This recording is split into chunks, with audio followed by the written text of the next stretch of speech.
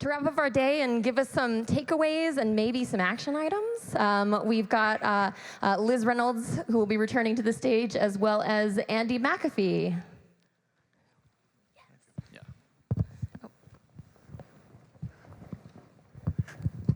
All right, Liz, we are the last thing preventing all these good people from cocktail hour. Exactly, So yeah. we're going to be snappy and brief. That's right. Snappily and briefly, what are your takeaways from today, and where do we go from here? Well, first of all, I'd say what an incredible day. I think that we had, heard from so many different aspects of society and how each part of society is affected by these issues, and I think came away with lots of great ideas about what's going on today and what we might do in the future. So I'm just amazed by the content of today. I think that a couple things I would say is that, and this is perhaps you'll have a reflection on this too from being here over several years, is that things have changed slightly. The zeitgeist is, I sort of started out today saying the zeitgeist is different than it was probably 2 or 3 years ago. And so I think there is a collective belief and understanding that we cannot stay, we stay on this trajectory at our peril in terms of what we see in terms of inequality, in terms of social mobility, in terms of what's happening for workers. So I felt like what we saw today was every part of society, whether it's industry, whether it's government, whether it's labor, everybody experimenting and innovating in this space, right? Whether it's Liberty Mutual, if it's Amazon, whether we saw from the community colleges and our education people, a lot of innovation and experimentation. And it seems to me that that, in part, is going to be how we move this agenda forward, is through a lot of that insight and kind of collective action that we think something does have to shift. And I think that the conversation has shifted. I don't know how you feel about that, but. That sounds right to me. And in addition, I remember from previous versions of this conference, it felt like we had to kind of make the case that we're living in a period of great change and accelerating change, and that AI is going to have a big impact. Nobody had to make that case today. I feel like everybody, at least on stage, walked into the room believing that and working hard on what they were going to do about it, what the implications of that were, where do we take forward from here. So it feels like the conversation is moving from is there something interesting going on, to oh, this is profoundly interesting, we can all agree on that, now let's go figure out what to do. Did the mood here seem more upbeat or more gloomy than you remember? I have to say, I'm maybe rose-tinted glasses as being part of the task force, I think it's upbeat. I think that we've got a sense, I think more so than in the past, this idea that we can shape technology, isn't just talk. People really do see ways in which you can make choices and with some really concerted effort. I loved Daniela's idea about, what's the way in which you have to kind of pass some kind of test, or you have to kind of go through some steps to allow your AI to be employed and make sure it's ethical and trustworthy. What are we doing about that? These are things that we can really, I think, take on, and certainly MIT is taking on. So my sense is that we use this term in our interim report. We have tempered optimism. That it's, again, if we do nothing, we're in trouble. But as David Otter likes to say, the future will not take care of itself, right? We have to do some things about it. But if we do, both with technology and with institutions that we heard so much about today, and public policies, there's a real opportunity to actually take advantage of this moment. One thing that I always point to and think about is what we didn't do for when this country experienced deindustrialization, right? We saw this massive hit by both technology and by trade to our manufacturing, to our communities, particularly in the Midwest. And we had some programs that were helping people, but we just clearly did not do enough. But to something that Daron said just now, here's an uncomfortable thought. Maybe there are some places that are just not going to be economically dynamic and important, or at least as important as they were in the past, going forward. Isn't that a little chilly? I feel the chill as you say that. I would say, I think that's something we've been watching this for decades now, right? So are we going to make a concerted effort? I think place-based strategies are now back on people are talking about this, from Larry Summers to others. So But our track record on place-based strategies is, let's be honest, terrible. deeply lousy. Deeply lousy, exactly.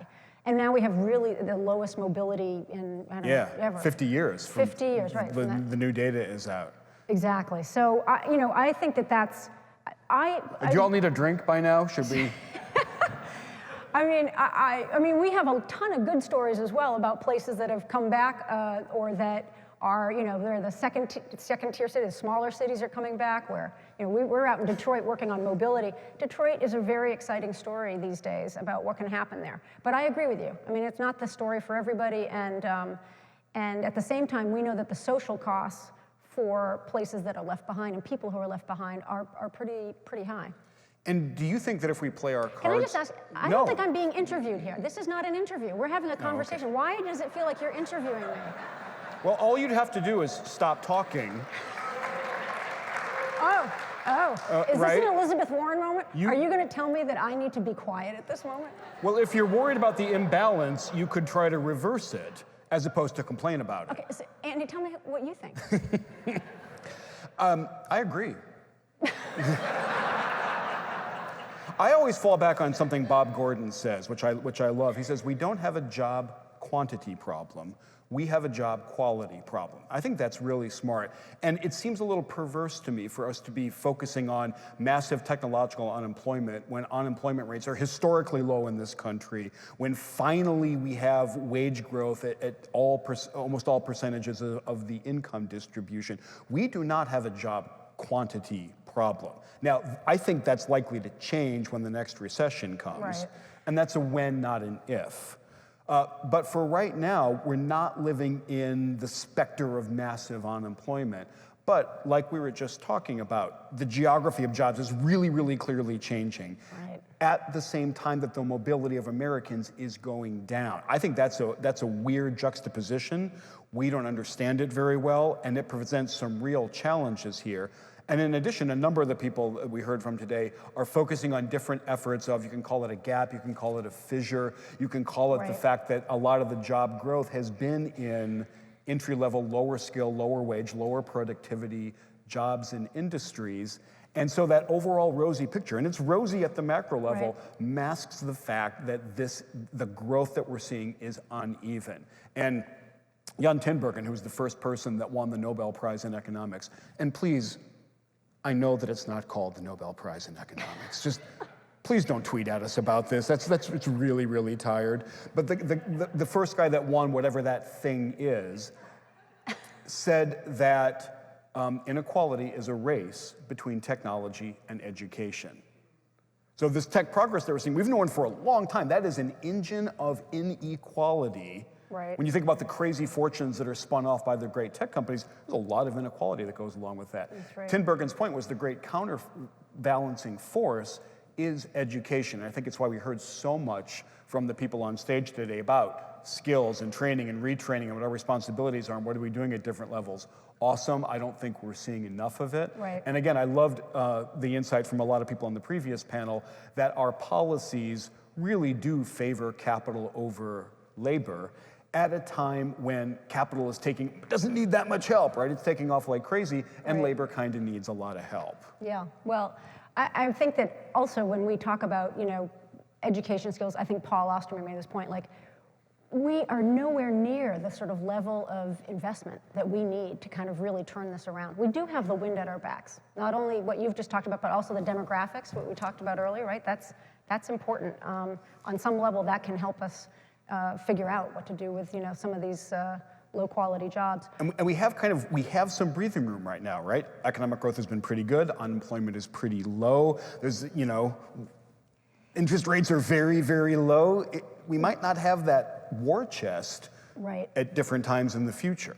That's right. That's right. And certainly, we've talked about tax policy, but that's not necessarily working in our favor right now for some of this. I think a lot of the action is going to happen at the state level. I think we heard some of that today too, is that actually, regional labor markets, industrial composition of these different parts of the country all of that is going to require sort of different responses. And we're seeing right now, again, like lead states, we mentioned some of them earlier, that are really trying to figure out bottom up and top down, how do we do this as a regional economy? And if we can get the federal government here to kind of support some of that work, that's an exciting area as well. It's both exciting and scary, right? Because the fact that different states are doing things very differently could make some of these geographic imbalances even bigger.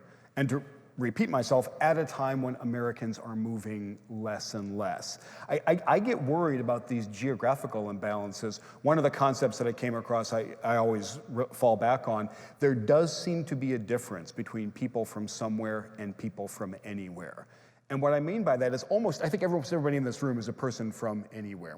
And that means that we're happy to go where the opportunities are. We're kind of excited by dynamic big cities and institutions that agglomerate talent. And we're happy to uproot our lives and go do that thing. And my bubble is to think that's everybody, that we're all just so excited to come and have the opportunity to study at MIT, for example.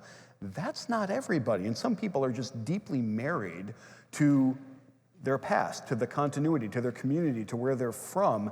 And if where they're from is not one of these places that is going to be economically viable, vibrant, dynamic, right, whatever, that is an actual tough problem to solve. And the reason I'm not a member of the Yang Gang is because I don't think a UBI is anything close to a fix for that particular problem. That's right. No, that's right.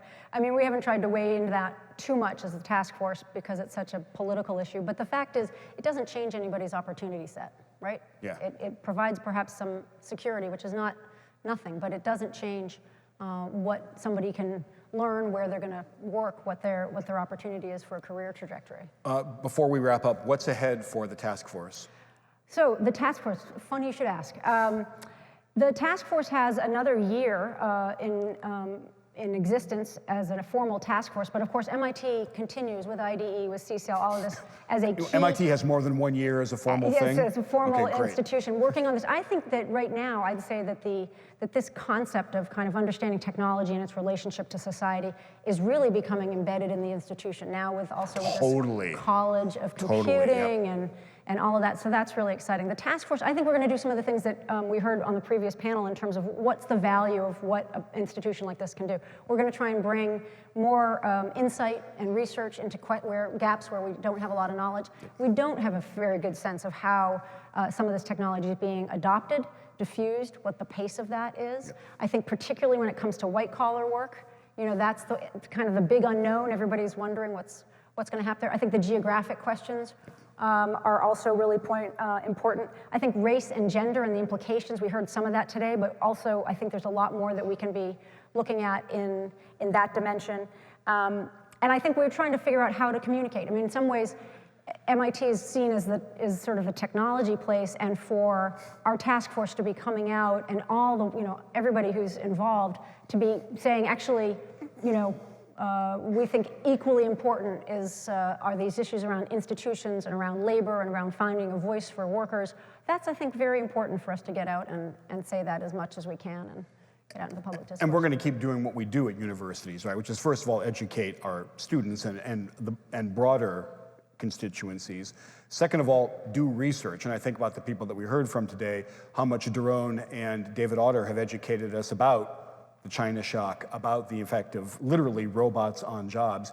Eric's recent work with Daniel Rock on others on which, not jobs, but tasks that happen all throughout the economy are most suitable for machine learning. That's important work. We're getting clarity on some of these things. It's getting better. Even during a time of pretty rapid change. So one thing that we know that will continue at MIT is a lot of very, very good research. And one of the reasons I think you and I both like being here is a weird percentage of MIT's research is applied, is brought to bear on the issues of the day, right. And that's fantastic. Yeah. And the third thing that we do, that I know you and I both value, is we convene groups to share ideas, have people make connections, and carry the conversation forward. I find it really easy to underestimate that. Yeah. And then every time I come to a conference like this, I realize, no, this is actually critically important. Yeah, and I would say to everyone here, I think it's clear that we value your input. We heard a lot of great questions and comments today.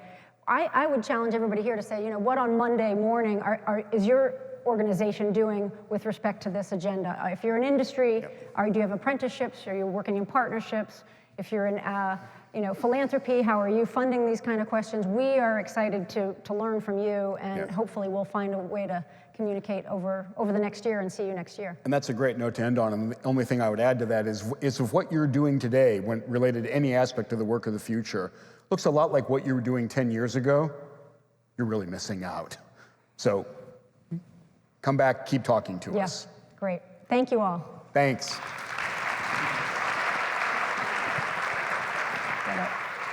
Thanks, Liz and Andy. I'm David Earl of the IDE. I have the mop-up duty, but it's important duty.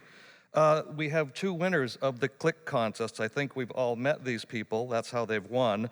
Bade Adesamoah is a winner, and Ryan Robideau is the other. We have fantastic prizes for your networking capabilities here. Secondly, for those of you who are going to the Unconference tomorrow, it's at a different location. It's at the Sandburg Conference Center, the other end of campus along the river. Have a nice walk for that. Please be there at 8 o'clock. We're inviting you to continue the conversation and lead that conversation tomorrow morning. Third, I'd like to thank all of our speakers. Fourth, our sponsors, Catalyte and Jobcase. And fifth, none of this happens, obviously, without a lot of planning from a lot of people. Our colleagues at the CSAIL Alliances team, Jake Lambert, Lori Glover, Matt Buscaroo, Val Stevens, Jessica Gibson, and the work of the Future Task Force, Liz Reynolds, S.J. Maxted, and Suzanne Pinto, and my colleagues at the IDE, Christy Coe, Kerry Reynolds, Susan Young, Shannon Farrelly, Devin Cook, and Jovi Keeney, who's got the bar ready for you outside. Thanks for your attention. Good night.